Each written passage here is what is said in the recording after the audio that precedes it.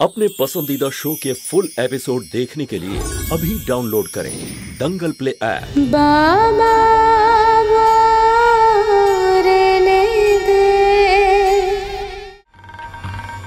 হা করে কি দেখছো? চলো না। আরে কি করব ওখানে গিয়ে? ঝুমকি, তুই এখানে থাক আর ওর ওপরে ভালো করে নজর রাখিস, ঠিক আছে? চলো।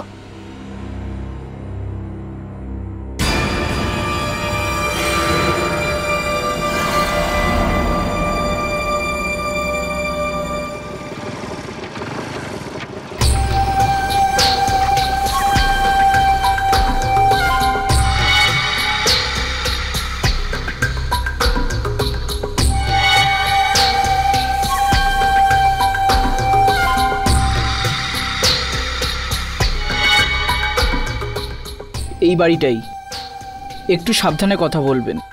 আসলে ওই লোকটা একটু পাগলের মতো রয়েছে।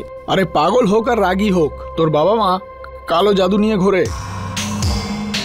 শুধু একবার ভেতরে তো চল। চলুন।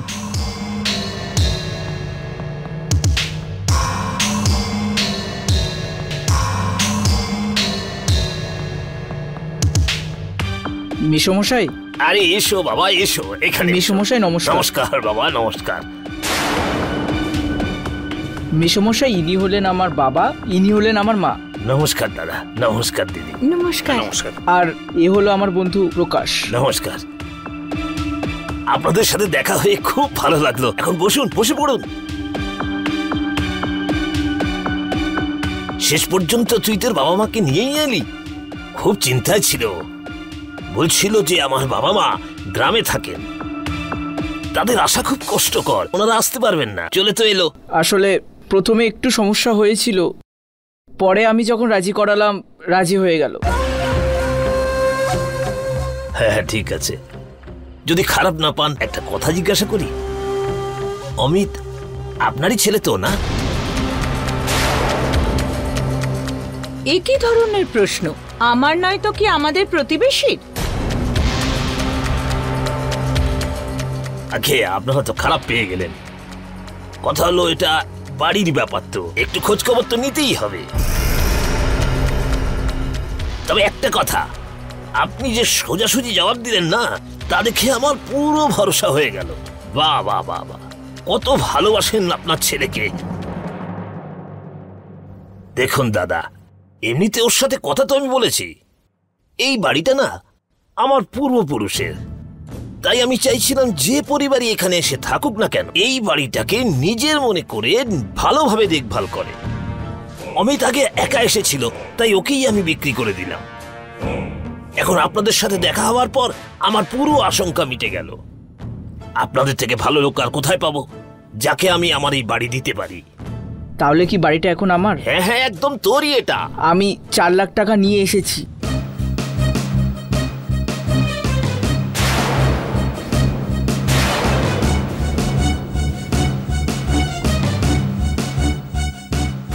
এই নিন ধরুন। আরে বাবা, এই টাকাটা তো বড়দের হাত দিয়ে দেওয়া উচিত। এই নিন দাদা, এই আপনার সম্পত্তি। আরে ধন্যবাদ দাদা, ধন্যবাদ। জয় মা লক্ষ্মী। দাদা, আপনি একদম নিশ্চিন্ত থাকতে পারেন। আপনার এই বাড়িকে আপনার পূর্বপুরুষের চিহ্ন হিসেবে আমরা একেবারে সামলে রাখি। না, আমার পুরো ভরসা আছে। এখন এই বাড়ি আমার সন্তানের মতন বাড়ি, আজ থেকে আপনার হলো। দাদা, ধন্য তো আমরা হয়ে গেলাম আপনার মতো মানুষের কাছ থেকে পেয়ে। আপনার ছেলের মতো বাড়িটাকে আজ আমাদের হাতে তুলে দিচ্ছেন। আপনাকে আমরা কোনো অভিযোগ করতেই দেব না। আপনারা একটু বসুন, আমি একটু আসছি। আরে দাদা, আপনি কোথায় যাচ্ছেন? ওই পাশের বাড়িতে আমার দাদা থাকে। সময়টা আজকাল খুব খারাপ দাদা, সেই জন্য আমার দাদার কাছে আমি সবকিছু রেখে দিয়ে আসি। ব্যাস আমি যাবো আর চলে আসবো। দাদা, আপনি আপনার দাদাকেও না এখানে নিয়ে আসুন, আমরা ওনারও দর্শন পেয়ে যাব। হ্যাঁ হ্যাঁ, কেন নয়, অবশ্যই। হ্যাঁ হ্যাঁ, আমি এক্ষুনি যাব আর এক্ষুনি আসবো।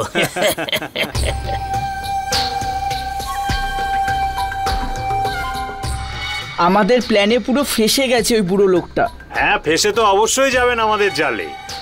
তার উপর আমি যে অ্যাক্টিং করেছি না, তাতেই উনি সম্পূর্ণ ভুলে গেছেন। আপনাদের সত্যি তুলনা হয় না, আপনারা দারুণ অভিনয় করলেন, সত্যি দারুণ। কিন্তু একটা কথা বুঝলাম না, প্রকাশের ব্যাপারটা এমন কি সমস্যা হয়েছিল আপনারা থাকতে? এমন কি হয়েছিল? ছাড় না ভাই, কি পুরোনো কথা নিয়ে বসে আছিস? আরে যা হয়েছে বাদ দে না। দেখো প্রকাশ, এখন তো অমিত আমাদের ঘরেরই ছেলে। আরে একটু শোনাও না ওই গল্পটা, দারুণ মজা হবে কিন্তু। হ্যাঁ ভাই, যতক্ষণ না উনি চলে আসছেন ততক্ষণ বল না, আমিও তো এখন তোদের সাথে হাত মিলিয়েছি। আচ্ছা ঠিক আছে, তাহলে শোন। একটা পরিবার ছিল, আর তারা অনেক সম্পত্তির খোঁজ পায়। সৌভাগ্যবশত তাদের মেয়ের সাথে আমার বিয়ের সম্বন্ধ হয়। ওর নাম ছিল বিনা। আমি এই সম্বন্ধটা কোনোভাবে ভাঙতে চাইনি, আর সংসারটাও করতে চেয়েছিলাম। সেই জন্য আমি এনাদের আমার মা বাবা বানিয়ে ওনাদের কাছে নিয়ে গেছিলাম। আমার মনে হয়েছিল পুরো বাড়িটাই আমি আমার নামে করিয়ে নেবো, আর আস্তে আস্তে সেটা হয়েও যাবে। এক এক করে বাড়ির সবার আমার ওপর বিশ্বাস হয়েছিল। কিন্তু ওই শর্ট হাইট মেয়েটা, কি নাম ছিল বেশ? হ্যাঁ, ভারতী। ওই বাড়ির ছোট বউ ছিল। বুদ্ধি বেশি চলতো ওর। আমার পেছনে পড়েছিল। খুব বাজেভাবে ফাঁসতাম। কমসে কম 7-8 বছরের জন্য তো জেল হয়ে যেত। সেই জন্য অসম্মান হয়েছে, এই নাটক করে ওখান থেকে পালাতে হয়েছিল। ও যদি না থাকতো না, তাহলে আজ ব্যাপারটা অন্যরকম হতো। ওই বিনাকে শুধু মঙ্গলসূত্র পড়াতে হতো, আর বাড়িতে বসিয়ে দিতাম। তারপর কি, বসে বসে খেতাম। ভগবানের দিব্যি, যদি আরেকবার সুযোগ পাই না, কেল্লা ফতে বলে রাখছি।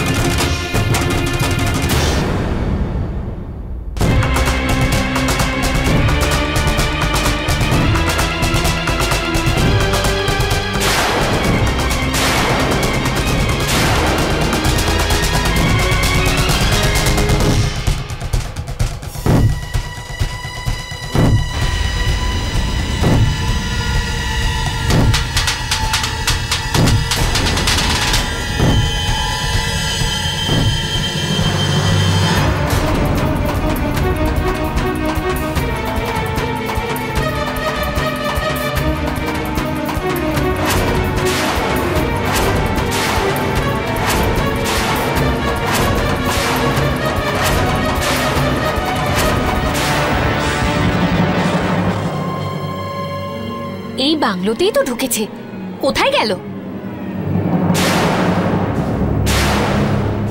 প্রকাশ, ও এখানে কি করছে?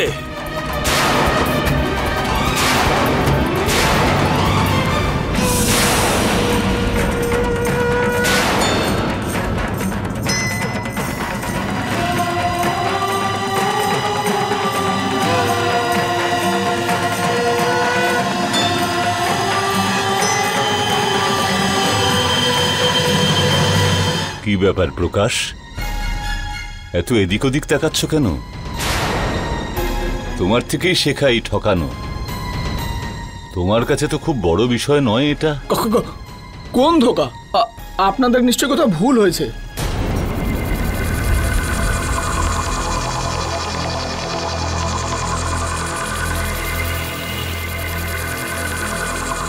বিনা, তুমি তো আমাকে বিশ্বাস করো। বিনা, বিনা, আমি তোমাকে ভালোবাসি। বিনা, আমি শুধুমাত্র তোমার। বিনা,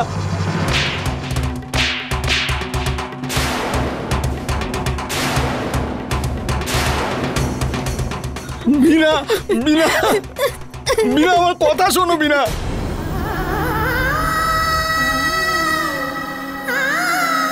বিনা, আমার কথা তো শোনো।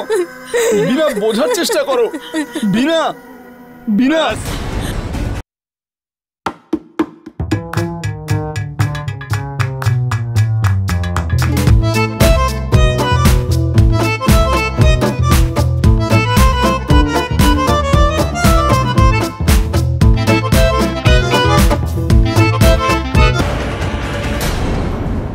তুই হঠাৎ চুপ করে গেলি কেন?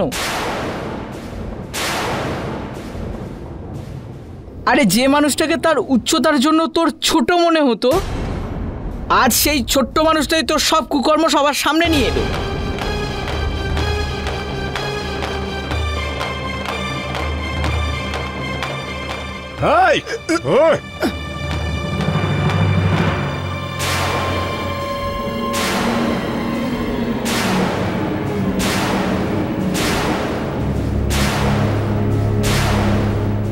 আজ না, আজ না প্রকাশ। অনেক বড় কালি দিয়েছিলি তুই আমার মেয়ের নামে, তার শাস্তি না দিয়ে ছাড়বো না তোকে।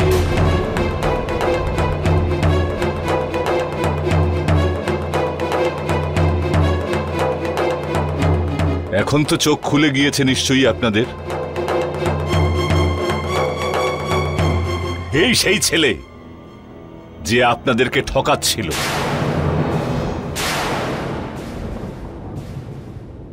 আমার মেয়ে নয়,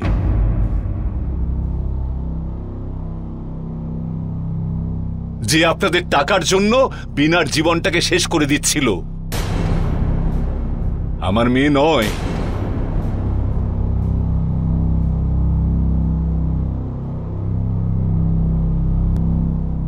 আজ যতগুলো অন্যায় অস্বীকার করেছে না, তার প্রত্যেকটা আমার মেয়ে চিৎকার করে বলছিল সেদিনকে।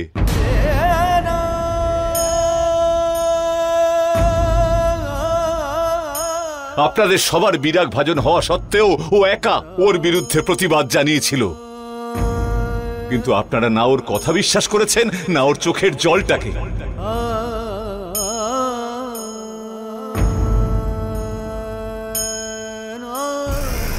আরে অন্তত এটা তো ভেবে দেখতে পারতেন যে এইখানে আমার মেয়ের কি স্বার্থ থাকতে পারে যে নিজের বিয়েটাকেই বাজি ধরে বসে।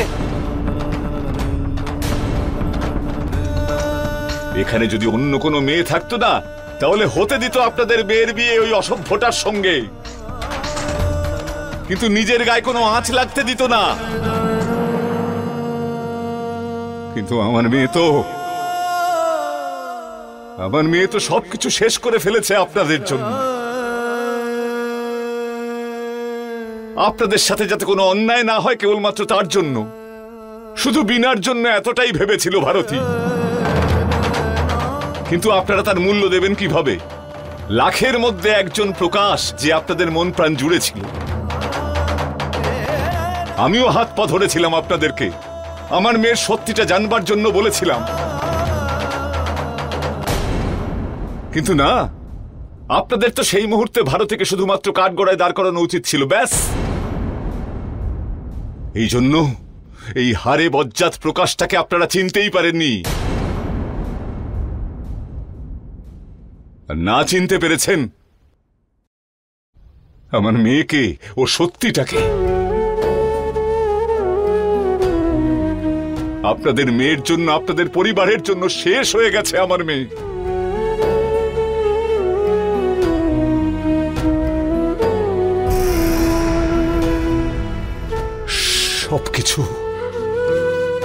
সবকিছুই হারিয়ে গেছে ওর।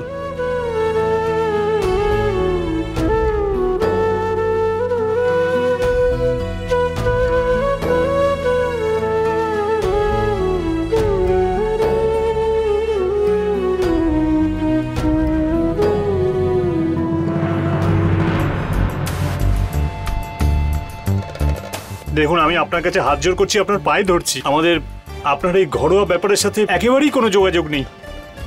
আমরা তো পুরো ব্যাপারটাই জানি না। আমরা খুবই ছোট আর দরিদ্র শিল্পী। আমরা ছোটখাটো যা কাজ পাই আর তাতে সামান্য যা রোজগার হয়, ব্যাস তা থেকেই তা দিয়ে দুবেলা খাবারের জোগাড় করি।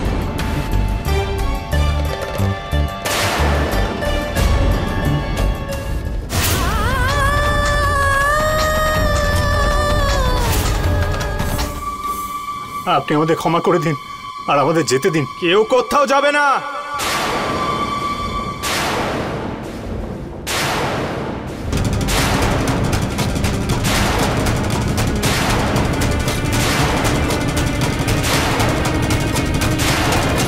কেউ কোথাও যাবে না।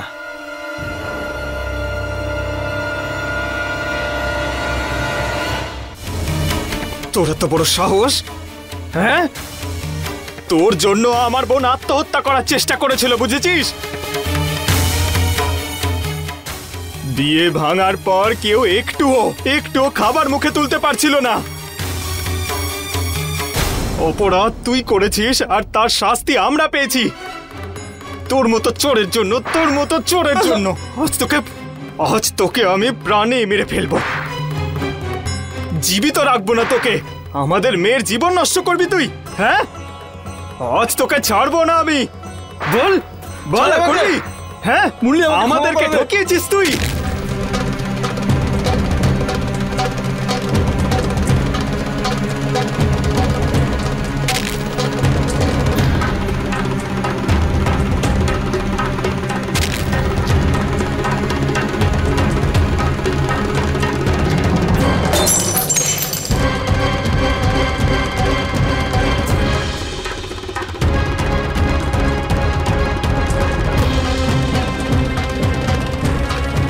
চলো এখান থেকে।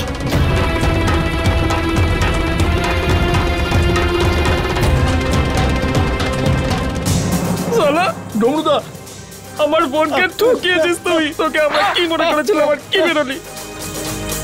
তোকে ছাড়বো না, প্রাণে মেরে দেবো আমি।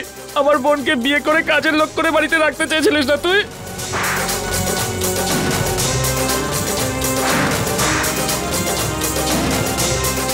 আমাদের টাকায় আরাম করতে চেয়েছিলিস, আরাম করতে চেয়েছিলিস।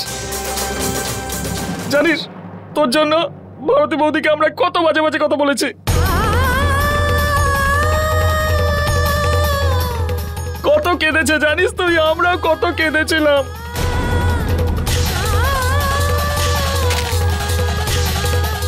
তোর জন্য আমার আমার সবচেয়ে ভালো বন্ধু আমাদের বাড়ি ছেড়ে চলে গেছে। তোর জন্য, শুধু তোর জন্য।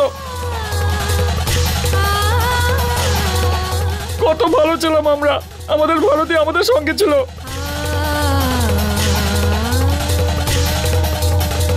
কিন্তু তোর জন্য ও আমাদের বাড়ি ছেড়ে চলে যায়। তোকে আমি ছাড়বো না।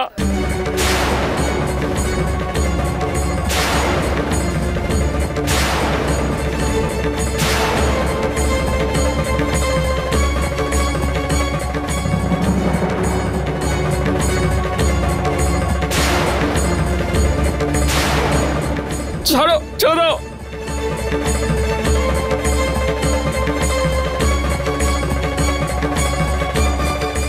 রূপেশ চৌহান কে আছে?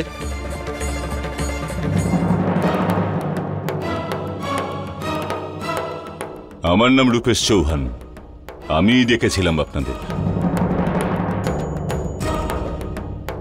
আর এটাই সেই চোর প্রকাশ।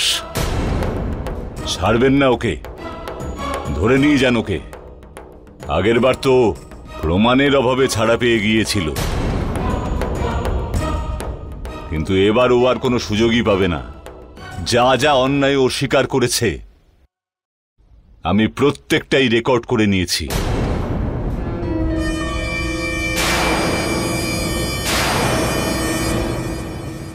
অমিত। হ্যাঁ কাকু।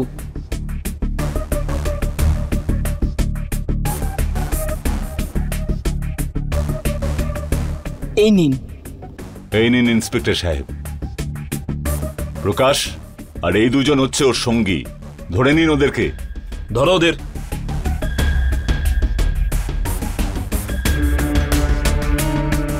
চলো।